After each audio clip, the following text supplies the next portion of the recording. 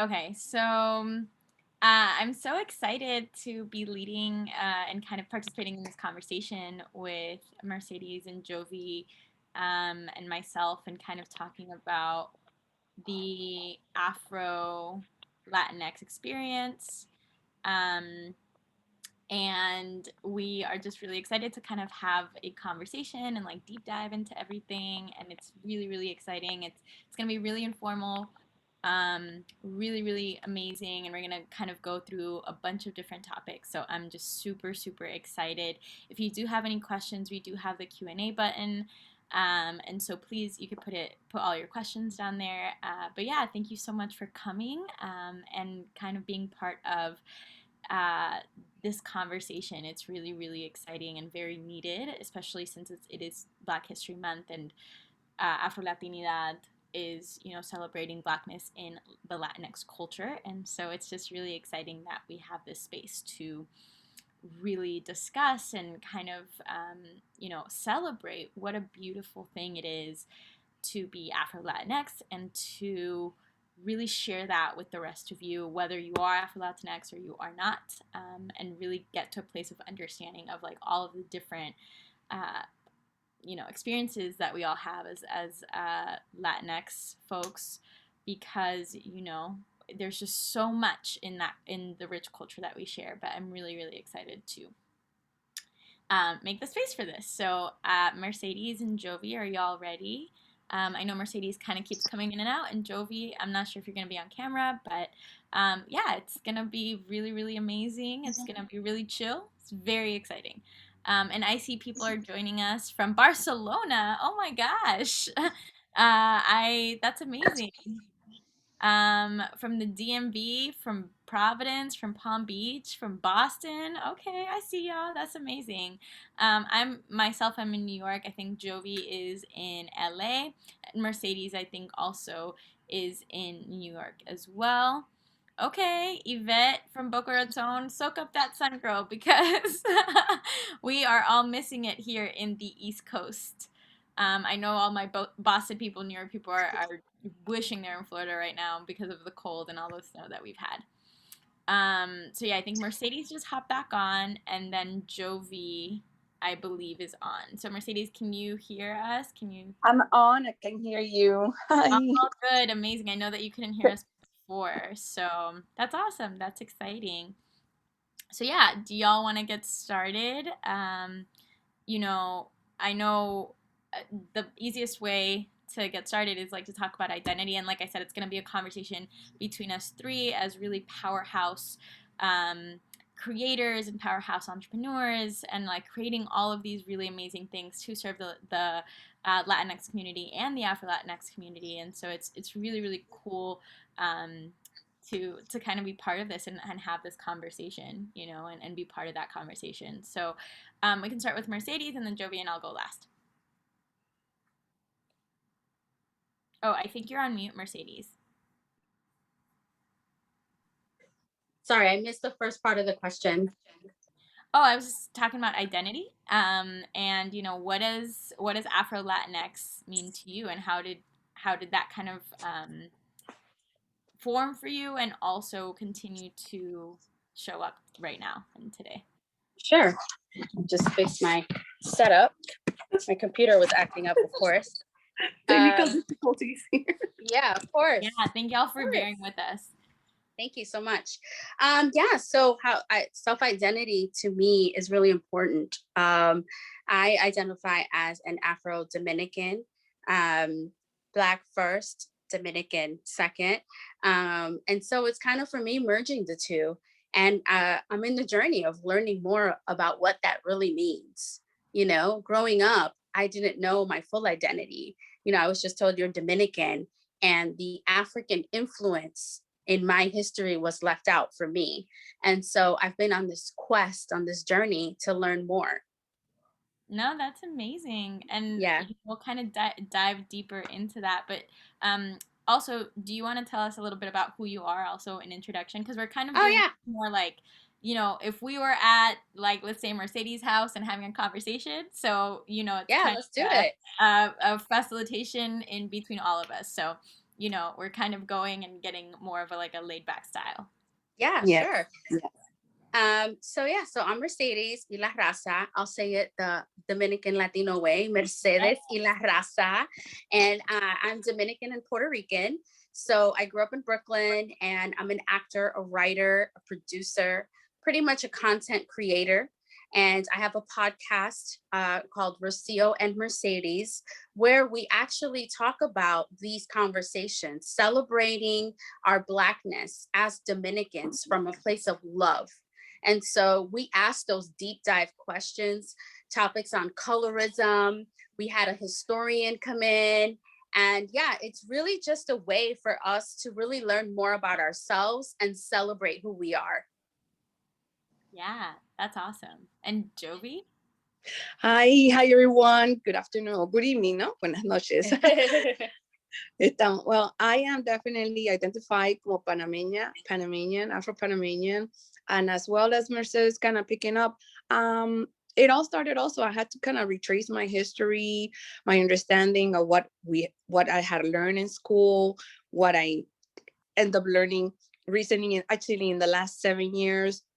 I'm putting really all together in puzzles, but then I know that my family was very pride, and I used to go to Colón, which is a very well-known Black driven town in Panama. So the exposure was there, El Cristo Negro, the celebrations and stuff like that. But then putting it together, like, okay, this is what I learned, but this is what I'm seeing, and this is what it has become to.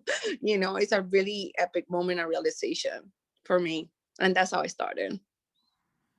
No, that's awesome. That's super amazing. And for me, I'm Catalina. I am the founder of Catalyst Creation, which is a professional development company aimed at helping Black and Latinx folks really make their dreams career realities through workshops and through group coaching mainly, so for organizations and for universities, things like that, because I think all learning should really be able to be cross-functional, and in these groups is really amazing to see the similarities between that exist in a lot of the experiences that Black and brown people have in the workplace. So it's really, really cool. Yeah, but identity wise, it's been so interesting because I actually grew up in Colombia. I'm a duality. I'm such a duality, and I mean, everything from race to culture to languages, everything. I grew up fully bilingual. I've always been American and Colombian. I was born here but raised there. My mom is a white Colombian. My dad is a Black Colombian. So I always knew that there was this duality to me.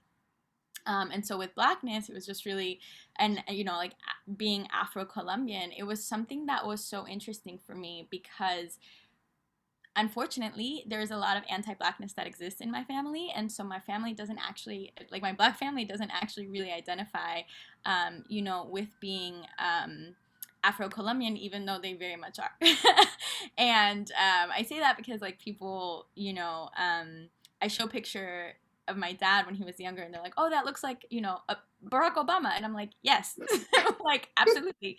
And I say that because I think sometimes in Latin America, and just the Caribbean and all of that, it's such an interesting topic to really navigate and really be proud of our Blackness and celebrate our Afro-Latinidad and our African roots, because everything else is celebrated first, right? And so for me, it's just been a journey of discovery and really taking back my Afro-Latinidad and being like, hey, I actually can do and create something beautiful with this within myself and within the family to come, and the community that I get to impact. Okay. I guess I'm next. Yeah, I am by trade. I studied broadcasting, and I had a kind of a downfall in 2017 of kind of switching careers. And I was living in Miami prior to allocating myself in Los Angeles.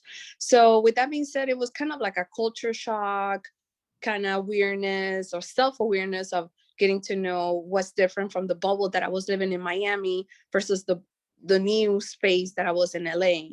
And suddenly, people will come up and say, "Oh my God, hablas español y qué bien lo hablas. And, you know, and I was like, what?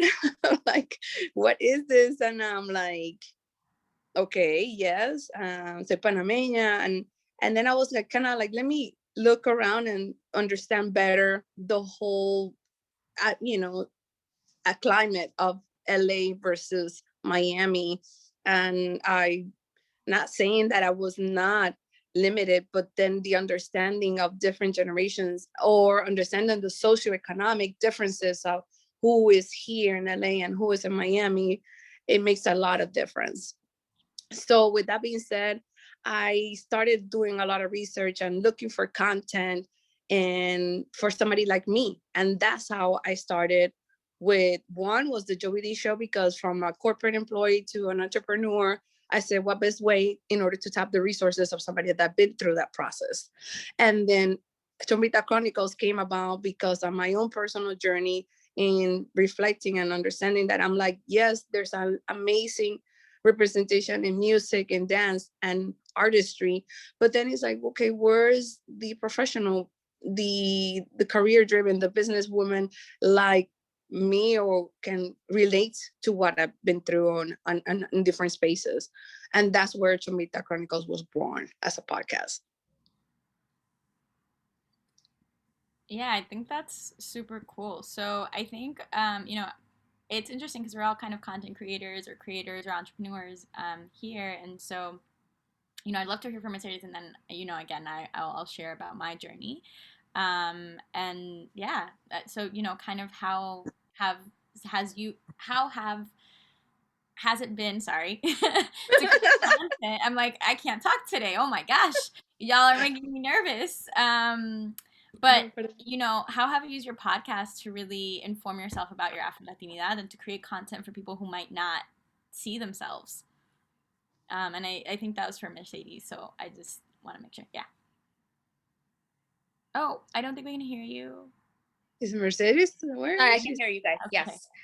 It's been a journey. It's been a journey. You know, I'm an actor, writer, content creator. And so, you know, coming from the space of being a Dominican, you know, growing up, it's been a fun journey of like, you know, la negrita, la morenita, la trigueñita, you know, and really understanding what does that mean, you know? And so it's been an interesting journey and embracing who I am. Like, you know, growing up, it was like it had a lot to do with hair in my culture, right? Like the whole hair thing with like pelo malo, pelo bueno, que esto, and you know, feeling like you have to straighten your hair in order to be accepted in corporate spaces. That's a big issue. Hair in the Dominican community is a huge issue, you know, and so I am that rebel in my family, you know? And so when I went to college, I learned all this new information about being Black and being an Afro-Latina and what that means. And so I came back home like, oh my gosh, guys, we got to change some things. So I went natural.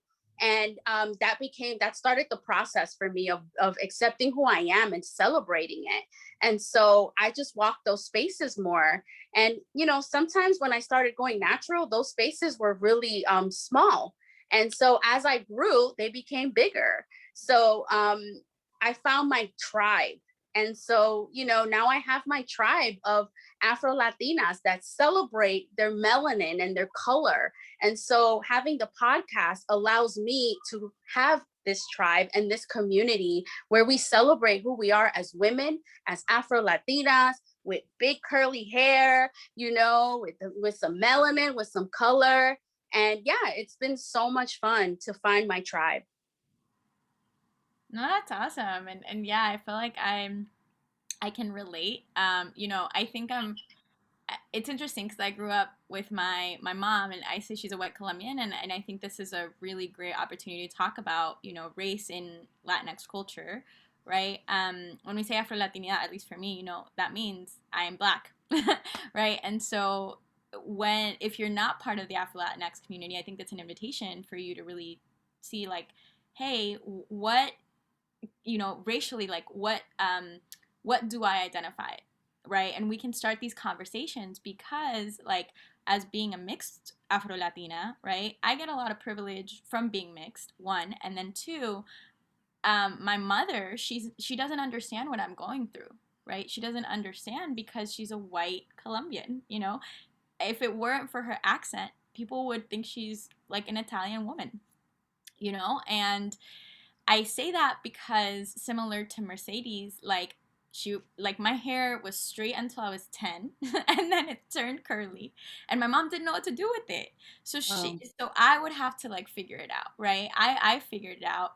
And it wasn't until maybe like 5 or 6 years ago that I really embraced my hair. And to this day, my mom is like, you know, sometimes your hair looks crazy.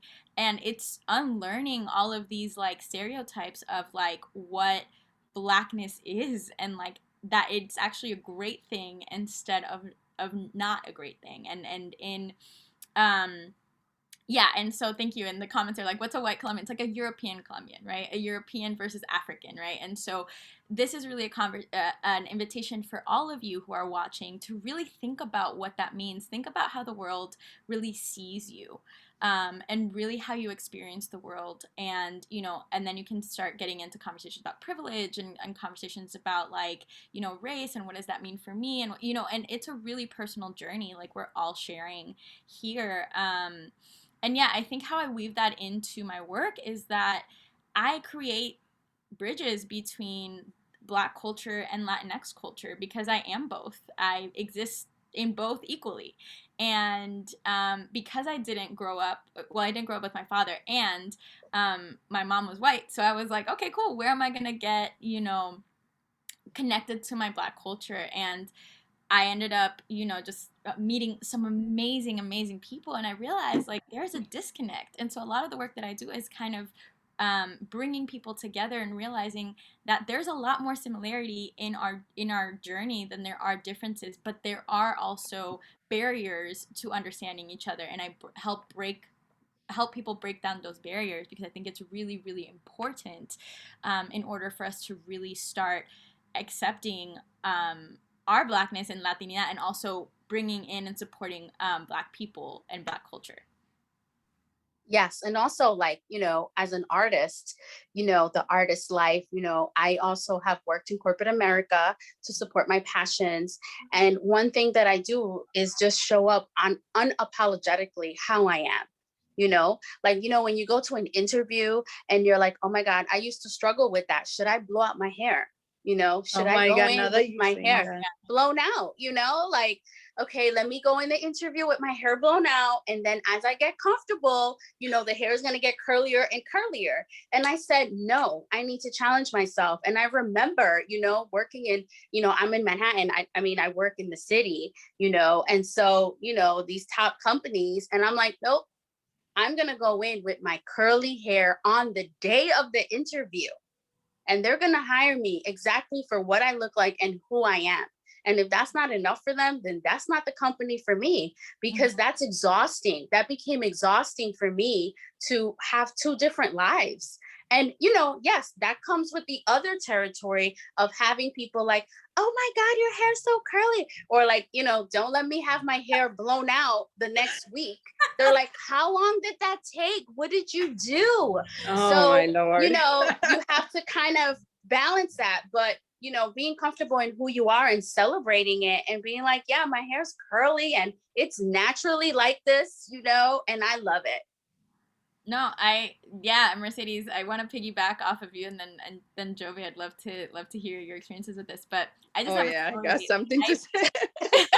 I literally, like, when I first started my corporate career, I actually employed what Mercedes was saying, and she's like, you know, blowing your hair out, and then as time goes, getting more comfortable. Literally, one day I found myself in a room, in a meeting, no managers, just my coworkers, and they were all white, and they literally were talking about professionalism, and literally went around in a circle, and it got to me, and I was like, "What do you mean? I'm fine. I'm good."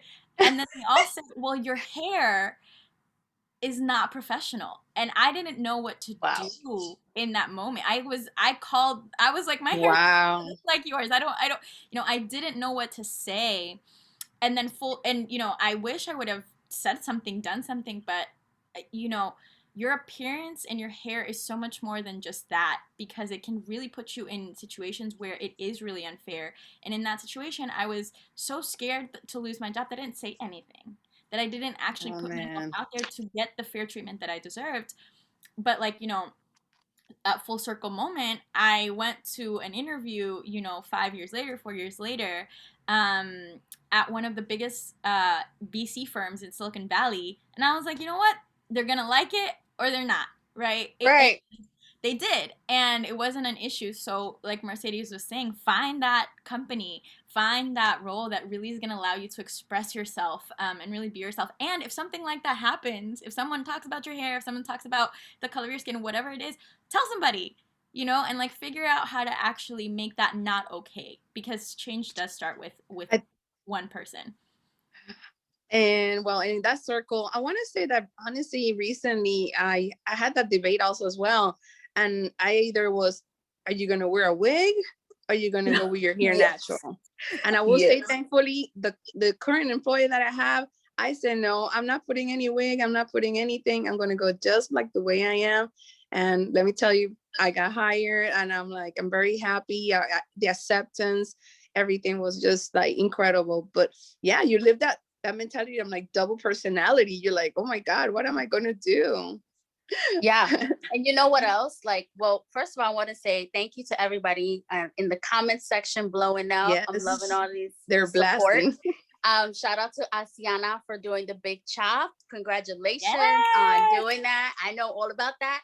But also, you know what I realized? And I could talk about hair forever, but I realized that a lot of it had to do with my own acceptance, because, I grew up with a family that they had their own preconceived notions of what my skin color meant, of what my hair meant, and so not everyone thinks that way. So, here I'm thinking that a lot of people are thinking the same thing about curls and hair or whatever. And, it was quite the opposite. I got a lot of people saying, oh my God, your hair is so beautiful. Wow, I love your curls. I wish I had curly hair. And it just showed me the importance of us accepting ourselves and standing and showing up as we are. And there's so many people that want to learn about the culture. There's a lot of people. I was probably like the first Dominican. And by the time I left that job, we were ordering Dominican food like every Friday. People were learning about pastelitos. They were learning what mofongo was. So I feel like it was an opportunity for me to also share a little bit about who I am and what my culture is. Yeah. And I think, honestly, Mercedes, so much of what you said resonated. And I think it's super important for people, in this conversation, Afro-Latinx or not, to understand that this is a conversation. Camille is killing it. Coquito. Yes, Camille. Yeah, and it's like how do you bring your culture, right? How do you bring your culture into like your work, into those spaces? But also the fact that like this conversation, at least for us, it's like it's something that you have every day and something that is always top of mind. It's like, how am I going to show up today? How are people going to perceive me? What room I'm in? Blah blah blah. And it's just a little tiring. Like, to be honest, it's a little tiring. Yeah. Explaining yourself. I just want to be myself without people commenting on my hair or what I look like or blah, blah, blah. Like, and so I say that to say and to like showcase light to maybe some, people who aren't from the Afro-Latinx perspective or, identity, like it is great and it's awesome to embrace, but also it does carry kind of like a little bit of a burden to educate. And so, speaking to allyship a little bit is like, before asking somebody like Afro-Latinx descent to be like, hey, like, what about your hair and how'd you do that? And blah, blah, blah. Like, there's this great person on Instagram. Her name is Glow Antamo, and she's amazing. She does a whole series on allyship, and I think it's really important to kind of, as allies, really take ownership of like our own learning, so that when you're talking to someone who's Afro-Latinx, someone who's Black, like, you can compliment them in a really genuine, sincere way without putting the burden of education on them. And I think that's something I'm so passionate about. Yeah. And also like, it's all different cultures. Like, I don't know everything about, Indian culture or Asian culture, or like, I worked one time with Orthodox Jews. Like, that's a whole other world, and it just taught me like, we're all very different, but we're also very similar. We all have family traditions. We have our favorite foods. And I think that the workplace can also be an opportunity to learn about different cultures, but it took me being okay with bringing my own culture and not thinking that people are going to like judge it or be like, ooh, what is that? Who are you? Why are you here? So just checking my own vices, my own, what do they call it? Checking your own, your own stuff at the door as well, Hmm. I think I've never had that issue, but definitely became more conscious, especially in the workplace versus in your personal area. But yeah, I was questioning like, why she's here or why she's in that position. What did she study? Who brought her over here? Things like that. Those microaggressions, I was definitely a little bit, getting into that. But then I had to really stand up for myself. And it's like, I know what I know and I will do what it takes. And with obviously respect and integrity, it's very troubled waters, you're like, oh, you don't want to ruffle the feathers, but sometimes you have to. And sometimes the tone of how people direct themselves to you and how they talk to you, that's where you're going to have to make a difference, Yes. and definitely respect. Yes, very much. And yes, imposter syndrome. I saw the comment in the chat. So that's a whole other, yes, so true. Ooh, that's another that's a whole nother segment that we'll save for later. But I think also, we talked a lot about maybe the trials and tribulations of like finding ourselves and blah blah blah. I want to talk, let's talk about how we're celebrating ourselves, like now, and celebrating maybe that our ancestors maybe couldn't, right?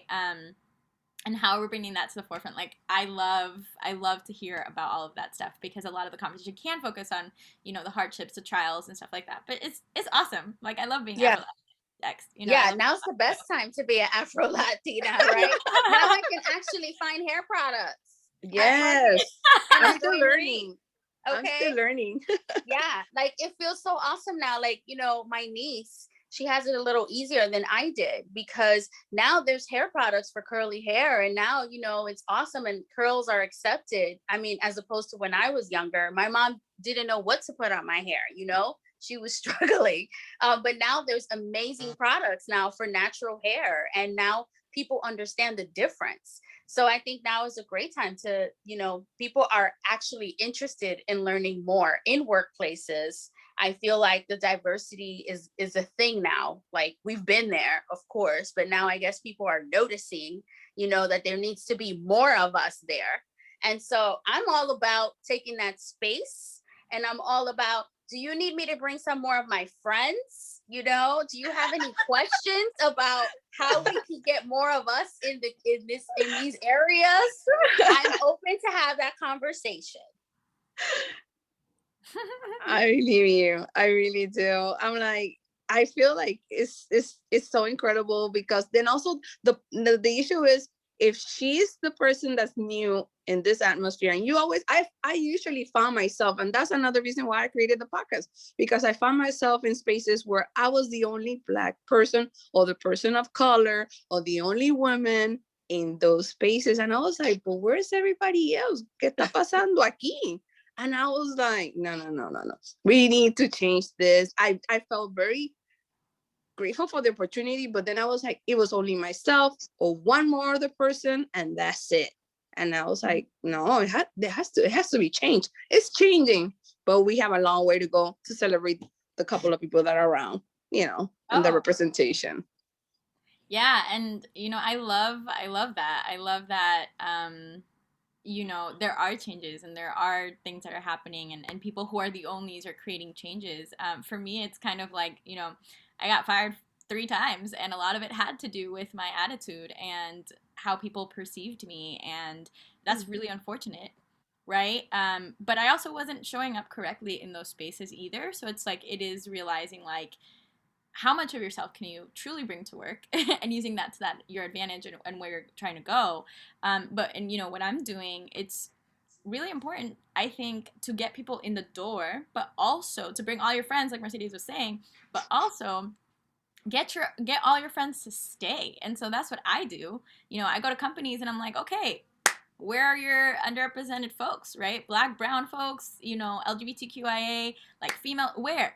And I just see them. And a lot of the times in corporate, like all people need is to be seen. And so it's like Yes. if you bring somebody in who sees that person, who is the only on a team, who is the only in leadership, you know, then it just creates a space for support.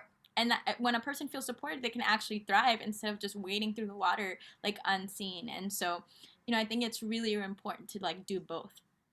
And you know what else is also important? Like I make it a point when there's someone new at my job or wherever I'm at, if they're a Latina, you know, I go and introduce myself. If they're a person of color, I go and introduce Yes. myself, because if they're new, I don't, you know, sometimes you don't know, let's keep it 100. We're going to have the real talk. You know, sometimes with our own people, you don't know if they're going to be that friendly, right? Or just because they're Latina doesn't mean they want to have coffee with you at work. So I just make it a point to introduce myself and, you know, make that bridge. And, you know, whether, you know, this whole Afro-Latinx, Latina, Yes. or I'm not really, you know, some people don't understand what Afro-Latinx is, whatever, we're the same, you know, if we're a person of color in the office, especially in corporate America, we have to introduce ourselves and be there for each other.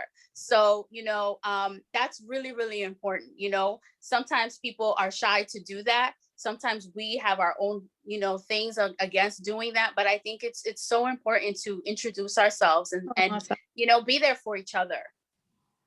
I do. I so agree with you 100%. You know, kindness doesn't take away anything, you know, say hello, you know, bring that other person around, because you know what it feels like when you're, you know, you're in a space that you don't identify, or you don't see anybody that looks like you. And then once, you know, you get to open yourself, it makes a difference.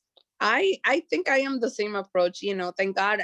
In that sense, I have built really great relationship within my own career in broadcasting. I still am friends with the friends that I am, and making also anybody comfortable within the space. And if you have a question, you know, try to answer it. And I really try to stay away from the assumption and like why you say this or how you say it.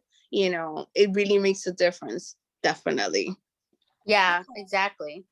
Yeah, I totally agree. And I think what really helps is understanding why the differences exist and how we can actually address them together. So, you know, because I do think that someone's experience, so for example, I'll talk about my experience. I'm a light skin Afro Latina, right? My experience is very different than maybe a dark skin Afro Latina or, you know, a dark skin Black woman. And it has taken me so long to realize that and really internalize that and be like, you know, like that's one, true, and then two, I can go places and I can get to spaces and I can bring people with me, but I can only do that if I understand that there's barriers in the first place, right? And so I think that in enrolling people, in talking to people, in, you know, bringing everyone along, it's understanding like the world sees me differently than they see you and differently than they see you.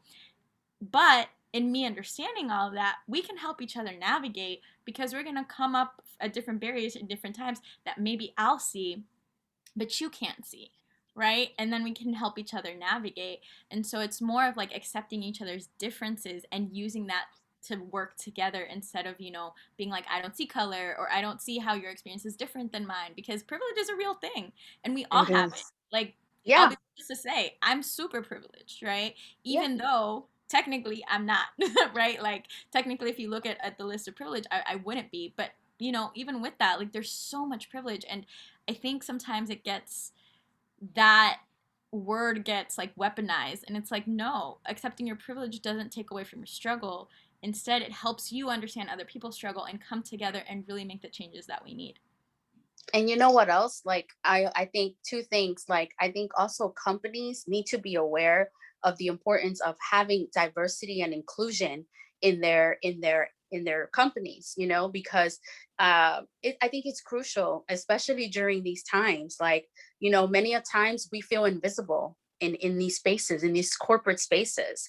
You know, my boyfriend works for a company that they have a diversity and inclusion department, and they make it a point to have these events, these workshops, these things where they highlight people of color and, you know, all the different cultural events that we all celebrate, so that people do feel seen. And I think that we need to make sure that, you know, the more we are in these spaces, the more these companies hopefully will see that that's something that's important to have. And then also I'll say lastly that, like, even doing my podcast, you know, I'm gonna shout it out, Rocio and Mercedes. Make sure y'all subscribe. Check out an episode if you like this combo, because we talk about this all the time. But anyway, we had a colorism episode, and we were talking with Claudio Cabrera, who's a writer, and he's a dark-skinned Dominican who works in the New York Times. So, you know, he goes through it, and he talked about the diversity in his company and, you know, his journey with that. And it just also just made me realize, like, so important for us to unite together, because, you know, even through this podcast, I'm learning, like, you know, I had my own biases about, oh no, this is why people don't understand, and this and that. And like, doing the episode on the history of DR, I learned a lot of information about why things are the way they are. And sometimes people just don't know. You know, like, even when the whole thing with Black Lives Matter happened, and like there was some issues with like the Dominicans uptown in Washington Heights and Black Lives Matter, and you know, it was like this whole thing going on. And I had my friends who were Latina from Colombia, from Cuba, who called me and asked me, and we had a really deep conversation about what this meant, because they didn't know what was going on, and they don't know about the Afro-Latina experiences. And I think it's important within ourselves and each other to have these conversations, because not everybody knows. Yeah.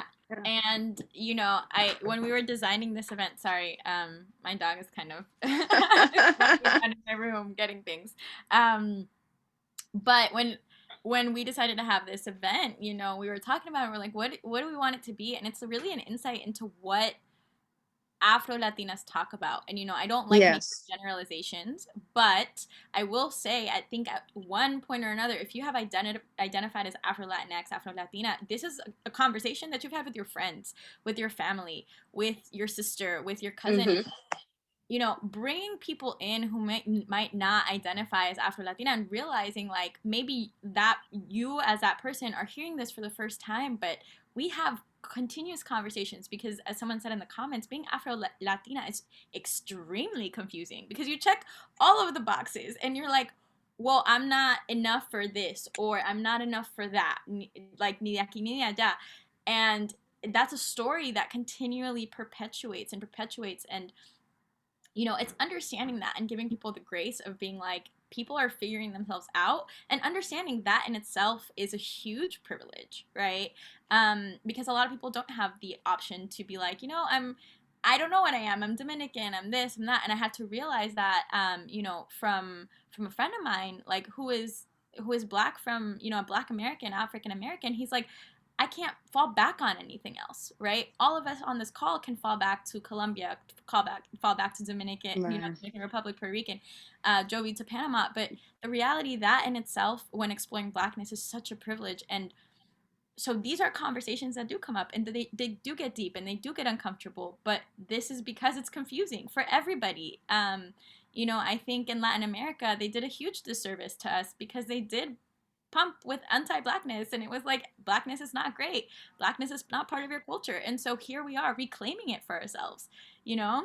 And but for my family, it was a little bit different. It was different, Kata, sorry, and interacting. And then saying, my family, I had a lot of West Indian influence. My grandparents from Jamaica, from Grenada, so I was hearing a lot of those stories. And you can even see the histories in your food, in the things that we eat on a daily basis. It's just, everything is there.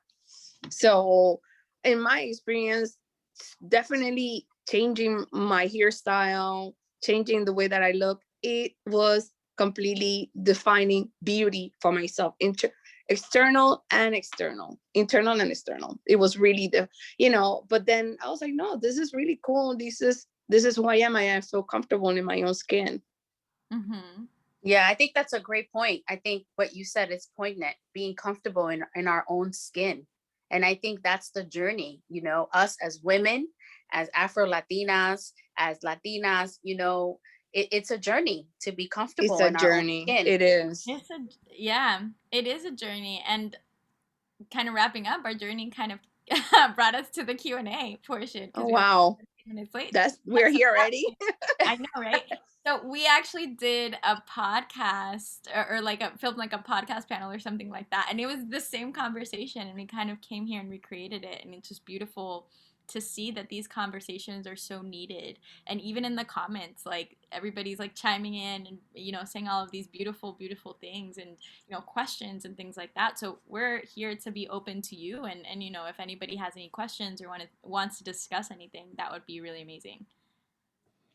I think we have a couple of questions. Yeah, we have a couple of questions for the audience here, and I will encourage you, if anybody have more questions, just to post it on the Q&A. It will be easy for us to keep track of these questions, because the chat just keep having some comments and keep track of it. So I have a question here from Camille. Camille say, how have you navigate not feeling like enough of a Latinx or Black person? Someone it feels like I can fully talk to behalf of the either group due to the nationality, ethnicity, colorism, etc. Okay. Well, for me, I look for my tribe.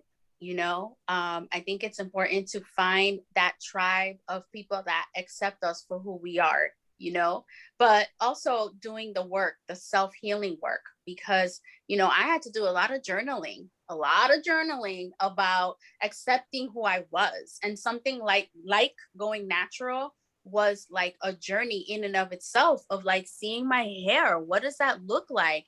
And being okay with what it looks like, which meant being okay with myself. So constantly doing those processes, by myself on my own, which is never ending, in this thing called life, but then also connecting and having community. I think community is so important for these issues.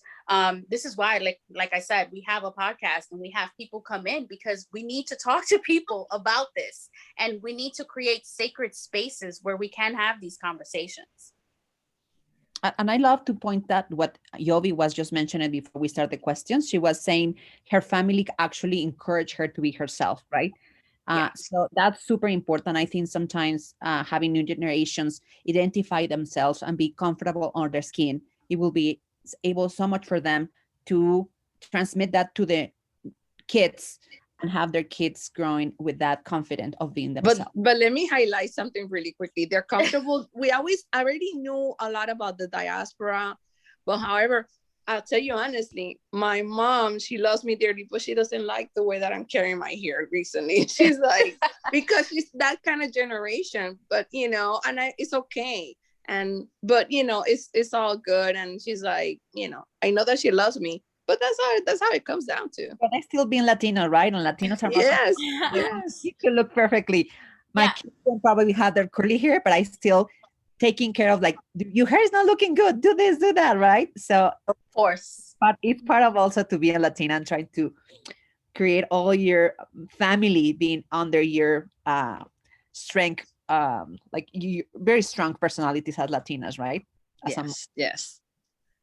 Yeah, and with strong personalities, it's strong responsibility, and what I see here on this panel and in this and Latinas in Tech in general is like a lot of strong people, and realizing that we are taking on something that maybe our parents didn't, or our grandparents or our families didn't. We're changing our narrative, and that comes with acceptance and really looking at yourself and really being like, hey, I get to experience a little bit of everything. Right? So I'm not going to ever feel like enough, because I'm all of it. And, as somebody who's mixed, as somebody who's Colombian, and, like Colombian, but emigrated here when, they were 9, who speaks English and Spanish, whatever, duality is like the root of not enoughness, right? Yeah. Right. And Right. when you realize, when I was like, duality, okay, I'm not enough, but I can add so much, right? I can add so much in all of the circles I touch because I can go in these circles, right? But it first came with accepting, again, the different roles I play in the circles, right? In Latin circles, talking about colorism, I am dark skinned, right? But in Black circles, in Afro-Latinx circles, I'm light skinned, right? And that duality for me, I've had to realize that and come and be like, girl, understand your privilege. And Right? make peace on it. No, yeah, because the thing is, like, if you don't see, because a lot of people in the Latinx community, they're like, I don't see color. And it's like, but that's not great because I do, and I'm proud of it, right? And it's really realizing, where is that coming from? Where is that sentiment coming from? And really coming to a place of understanding yourself, understanding other people, and accepting other people from where they are. And I think that's where that feeling of not enoughness starts to fade, because you're like, no one, not enough of what? Because everybody brings such a unique essence into this world. And I'm super thankful that you guys are sharing that experience here. And also you have your own podcast and your coachings, companies and everything, because not only is empowering those communities, but also educating another ones. You mentioned like sometimes people saying, oh, I don't see color and skin in people or so, but you see, and you feel like you are part of some of it. So educating these people is also helpful for whoever never experienced that kind of conflict, like, oh, the color of skin, or how do you feel, or, different ethnicities, even though inside of Latin America. So going to the next question, just to try to cover everything here, we have a question for Emily.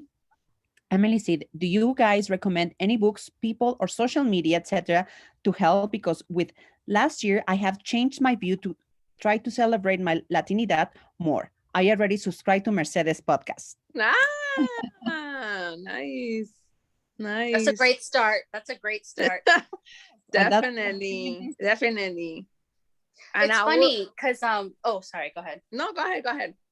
I'm on the same journey. Can you tell me her name again?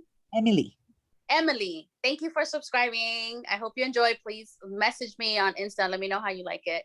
I'm on the same journey. I feel like it's never ending. I feel like I was raised to learn all about my history, in not my real history, our US history in school. So like literally I'm reading, and I got this book, the Dominican Republic, the national history. I joined a book club from Dominican writers that started yesterday, and it's geared specifically towards learning like the Dominican history, because I don't know it.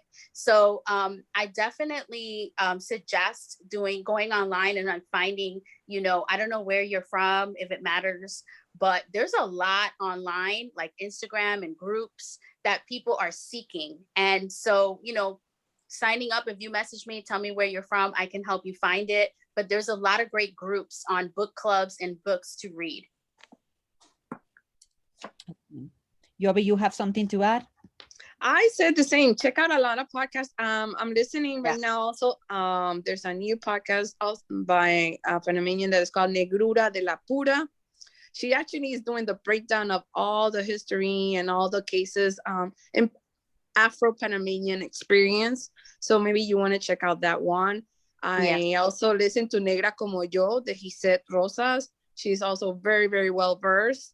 And podcasting has become not only a place of self-reflection or awareness, it's also, information, and those conversations that we're having right now. It highlights the experience that, hey, you know what? You're not alone. You're not the only one going through this. Guess what? We also going through this. And, it brings it all over again. And definitely the reading, as I say, everything is in the internet and Google, but I think you have really good resources starting with us, and basically, checking out our social media and taking it from there. Excellent. Yeah. And we have a little group too of other. Oh, the Clubhouse. Yeah, we have a Clubhouse. I don't know if you guys, I'm obsessed with Clubhouse these days. but we have a little group on Clubhouse on Monday nights at 8, which is other Latino podcasters. And there's another young lady named Odalis Jasmine. Yes. She's from Honduras, and she has a podcast called Hello Latina. And she talks about self-identity, and she brings in people from all different walks of life, all different countries, to talk about Latinidad. So that's another good one.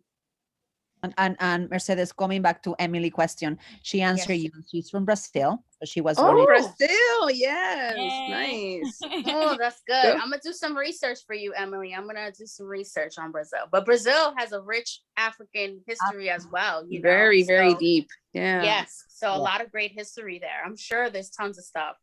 And I think this next question get a little bit on that topic that we are talking about, the Brazil and the African American descent that they have there. So it's how do you feel that we strengthen the connect between continental African countries and Latin America, especially given the culturally a lot African music, food, and even language was kept intact with versus the African American experience in the US.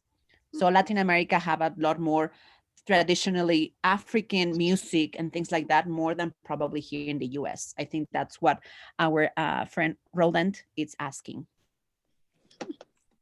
I think that's crucial. I think that that's a missing link that we don't hear or celebrate enough about, because, you know, that's a big thing we talk about in the podcast, is bridging that connection with the African influence, you know, the diaspora. You know, there's a lot of organizations now that are bridging that here in New York. You know, I'm lucky that I'm in New York and it's really diverse and cultural. You know, there's a lot of culture here, but there's actually an organization that I know that they bridge the gap and showing celebrations and exhibits that bridge, you know, the African diaspora with our Latinidad, you know, and bridging it, because like Mangu comes from Africa, you know, our music, a lot of the things that we have comes from that experience. And I think it's important, yes, to definitely bridge it.